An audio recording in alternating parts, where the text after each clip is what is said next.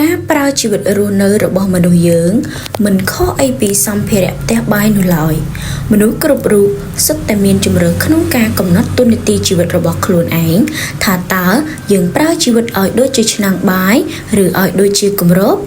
ឆ្នាំងគឺជាអ្នកដែលផ្ទុកនៅអ្វីៗគ្រប់យ៉ាងជាអ្នកទ្រាំទ្រកម្ដៅភ្លើងដើម្បីចម្អិនម្ហូបអាហារឲ្យឆ្អិននោះវាប្រកាសជាលេចធ្លោជាងគ្របហើយព្រោះវាមានទូនាទីចម្បងនិងមានតម្លៃពិតប្រាកដដោយខ្លួនឯងគ្របមានទូនាទីត្រឹមតែដើរតាមបិទបាំងឬសម្របទៅតាមទំហំមាត់ឆ្នាំងតែប៉ុណ្ណោះបើគ្មានឆ្នាំងទេគ្របក៏គ្មានន័យដែរជីវិតរបស់យើងក៏ដូចគ្នាយើងគួរតែធ្វើជាតួអង្គឯកក្នុងទំនោររបស់ខ្លួនឯងគួរតែជាអ្នកដឹកនាំជីវិតខ្លួនឯងប្រសើរជាងរស់នៅពឹងផ្អែកដើរតាមស្រមោលអ្នកដទៃឬគ្រាន់តែធ្វើជាបង្អែករណបគេបើយើងពិនិត្យមើលក្នុងបរិបទសង្គមបច្ចុប្បន្នយើងអាចឃើញមានមនុស្សប្រភេទគ្របនេះច្រើនលើសលប់មិនថានៅក្នុងកន្លែងការងារក្នុងវិស័យនយោបាយ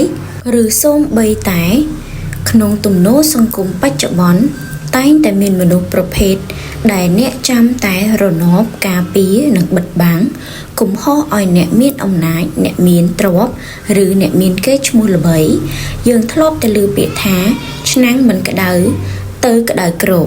ឬគ្របដែលដើរតួជាអ្នកហួងហែងការពារបុគ្គលដែលខ្លួនផ្ញើទំនោរនិយមលើពួកគេសុខចិត្តធ្វើជាគ្របដែលគ្មានតម្លៃអ្វីទាល់តែសោះបើគ្មានឆ្នាំងពួកគេរស់ដោយគ្មានគំនិតតខ្លួននិងដើរតួជាអ្នកសមគំនិតលាក់បាំងភាពអវិជ្ជមានការធ្វើជាឆ្នាំងគឺជារឿងដ៏លំបាកព្រោះវាទាមទារនៅផ្លូវគំនិតខ្ពស់បំផុតឆ្នាំងគឺត្រូវរងកម្ដៅភ្លើងផ្ទាល់ត្រូវផ្ទុកនៅទម្ងន់និងរងការកោសរោសជាច្រើនរីក្នុងជីវិតជាក់ស្ដែងមនុស្សដែលហ៊ានធ្វើជាឆ្នាំងគឺជាមនុស្សដែលហ៊ានឈរលើការពិតជាខ្លួនឯងពួកគេ